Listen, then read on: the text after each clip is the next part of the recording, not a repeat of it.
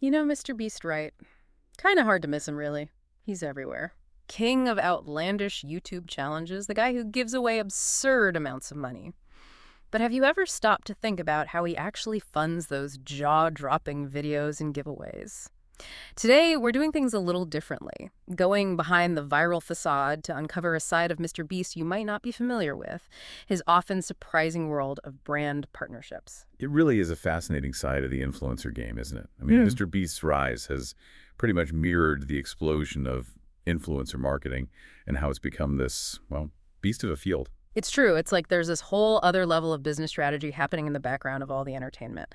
So, indulge me. Break down some of these collaborations for us. Who are some of the big names Mr. Beast is currently working with? Well, one that immediately comes to mind and really jumped out at me when I was doing the research for this is his partnership with Moose Toys. Moose Toys. Yeah, they're huge in the toy industry, and they've rolled out a whole line of Mr. Beast action figures and collectibles. Mr. Beast action figures? You're kidding, right? Like, for real. No, totally serious. It's a pretty smart move if you think about it, tapping into a younger audience, solidifying his brand beyond the digital world. Wow, that's wild. Mr. Beast action figures, it really goes to show you the power he has, especially with a younger audience. But it's not just toys, right? He's got his fingers in other pies, yeah. Oh, absolutely. And this is where things get really intriguing from a business angle. He's got this deal with Current, as a financial tech company, fintech, and they're integrating Mr. Beast's brand into their mobile banking platform. Really? Now that's interesting. So it's not just about slapping a logo on a product and calling it a day anymore. We're talking about a whole new level of integration. Exactly. It's about weaving brands into people's lives in ways we haven't really seen before. And honestly, it's a pretty savvy move by Current. I mean, talk about reaching a new demographic. Definitely. Are there any other partnerships that really highlight this kind of forward-thinking approach? Oh, for sure. His collaboration with Hasbro is a prime example. They've teamed up to create a line of NERF products. Okay, so that one I actually get. It seems like a natural fit considering his videos often revolve around elaborate challenges and competitions. Plus, NERF has such a solid reputation and a huge fan base already. Exactly. It's a win-win for both sides. Yeah. Hasbro gets a boost from Mr. Beast's massive online presence, and he gets to align himself with a well-established brand that already resonates with his target audience. It makes you wonder, though, is it always about the bottom line? Or does Mr. Beast ever leverage these collaborations for, good causes? Oh, absolutely. Remember that Survive in a Grocery Store challenge he did?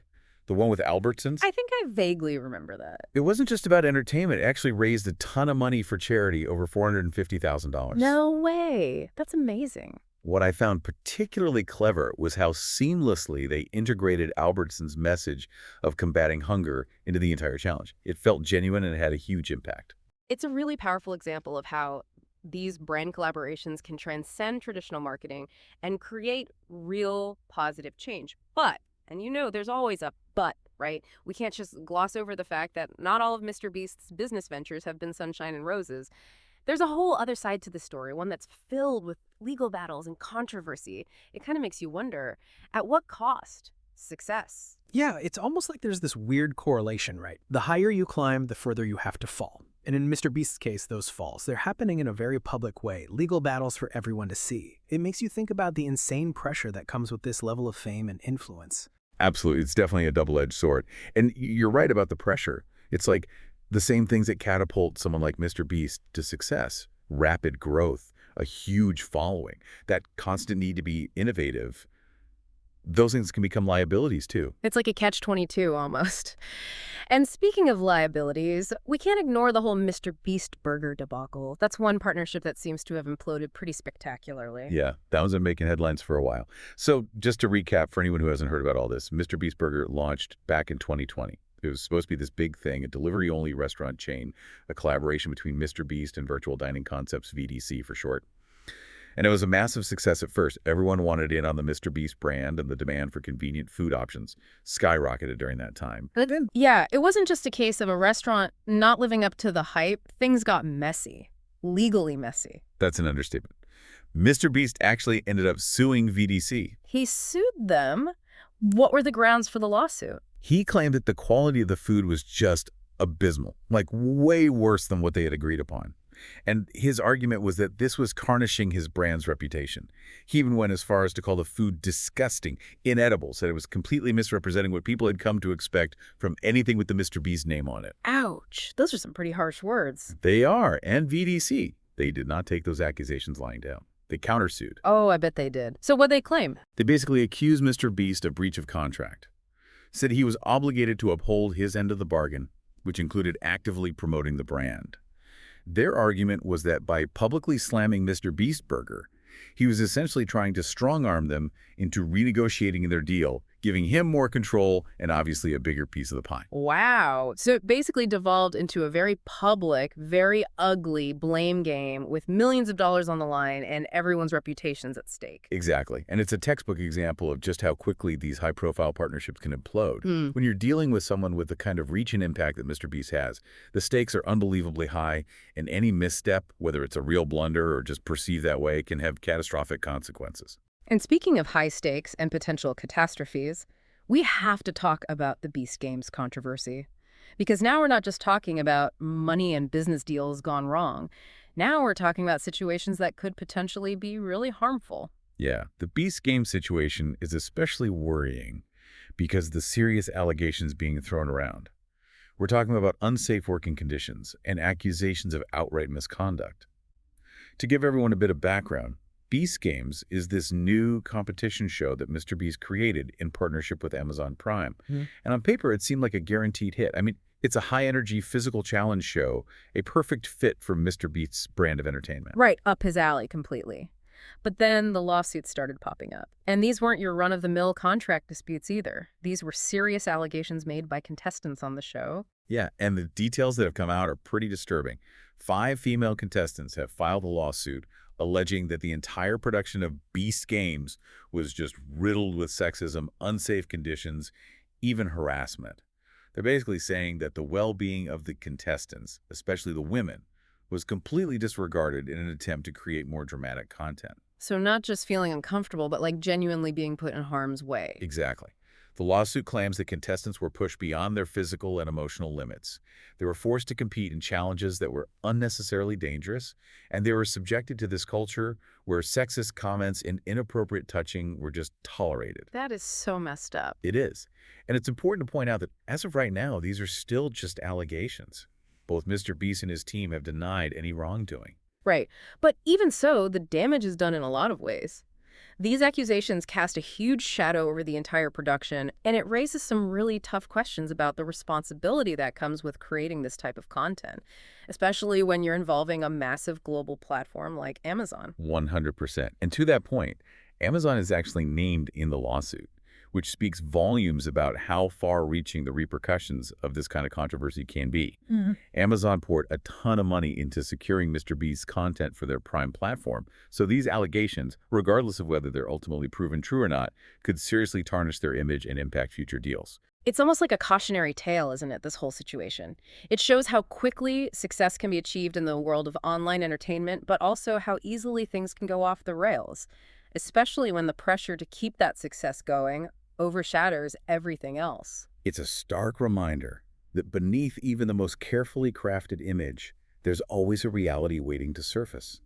And the consequences, well, they can be pretty devastating. It's easy to get caught up in the spectacle of it all, you know, the crazy challenges, the insane amounts of money, the whole larger-than-life persona. But situations like what happened with Mr. Beast Burger and now this Beast Games thing, it forces you to stop and think what's really going on behind the scenes. Is there something more here than just a couple of isolated incidents? It's the question, isn't it? When you really take a step back and look at Mr. Beast's career trajectory, you start to notice these recurring themes, like the whispers about the work environment within his team. Those have been swirling around for a while, and some of the things former employees have said. It paints a very different picture from the generosity and fun we see in his videos. Like what specifically? What kind of allegations are we talking about? We're talking about accusations of an insanely high-pressure environment, impossible deadlines, verbal abuse being thrown around, even people claiming they heard ableist language. Now, it's important to remember that these are just allegations. Mr. Beast has denied all of them. But the fact that these stories persist, the fact that they're coming from multiple sources over a significant period of time, well, it suggests that there might be some internal issues that need to be addressed. It makes you wonder if that constant grind for viral fame, the pressure to constantly one-up yourself, if that creates a breeding ground for crossing lines. Like maybe ethical considerations get pushed aside in the pursuit of bigger and bolder. Right, and it's not just about the internal dynamics of his team either. Remember the whole cryptocurrency thing last year? His involvement with that NFT marketplace? Refinable. I think I remember that vaguely. It didn't end well, did it? Not really. It wasn't a lawsuit or a scandal in the traditional sense, but it left a lot of people feeling burned, questioning Mr. Beast's motives. A lot of his fans felt like he was more interested in riding the hype wave than in protecting them. Can you refresh my memory? What exactly happened? So basically, Mr. Beast partnered with this company, Refinable, to launch their own cryptocurrency. And of course, he promoted it heavily across all his social media. And you can imagine what happened. With his massive following, a ton of people, a lot of them young and impressionable, jumped on board, hoping to cash in on the next big thing. Oh, I see where this is going. Yeah, well, the value of the cryptocurrency tanked, Yeah. completely plummeted, leaving a lot of those who had invested, many of whom were probably young fans, with significant financial losses. Which speaks to a much larger issue within influencer culture in general, doesn't it? These online personalities have this incredible power to sway people's financial decisions, especially younger audiences. Exactly. And that kind of power comes with a huge responsibility to be incredibly careful, to make sure you're not using that influence in a way that could lead to people getting hurt financially, even if it's unintentional. And there's another partnership. And this one might seem tame in comparison, but it really highlights this whole issue of responsibility. His deal with Moose Toys. That's an interesting one because on the surface, it seems like a no-brainer, right? Mr. Beast branded toys marketed to kids. What could possibly be controversial about that? Yeah. But the timing of it all was really unfortunate. It coincided with those allegations resurfacing about Mr. Beast working with a registered sex offender on some of his earlier videos. Oh, right. I'd almost forgotten about that. And while Moose Toys wasn't directly involved with any of that, the association, just the timing of everything, it led to boycotts. Accusations that Mr. Beast wasn't being diligent enough about who he was working with. It shows how, in the public eye, context is everything.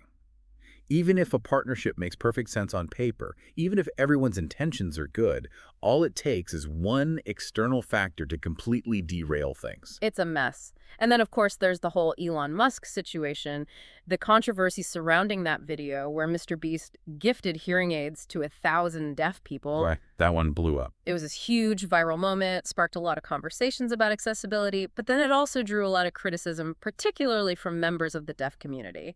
And rightfully so. The criticism really stemmed from this idea that the video, while probably well-intentioned, kind of presented deafness as something that needed to be fixed. It played into this outdated and frankly offensive idea that being deaf is somehow less than. And then Elon Musk, being Elon Musk, decided to jump into the fray, defending Mr. Beast, which only made the whole thing worse. Naturally.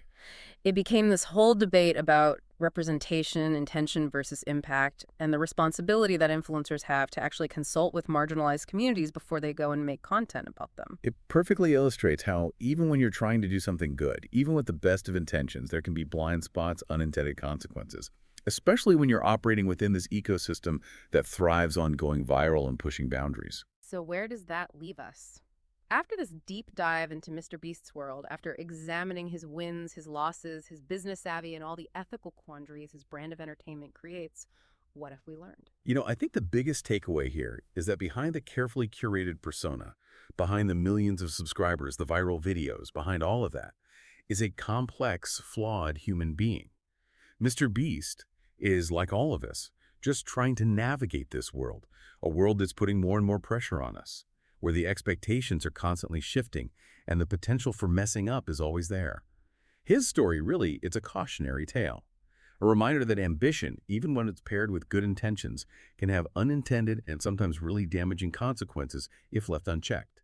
It makes us think critically about who we're choosing to support, what we choose to give our attention to online, and the immense responsibility that comes with having a platform and an audience in the digital age. It begs the question, at what cost? Success. What are we willing to overlook, to brush under the rug in the pursuit of fame, fortune, and going viral?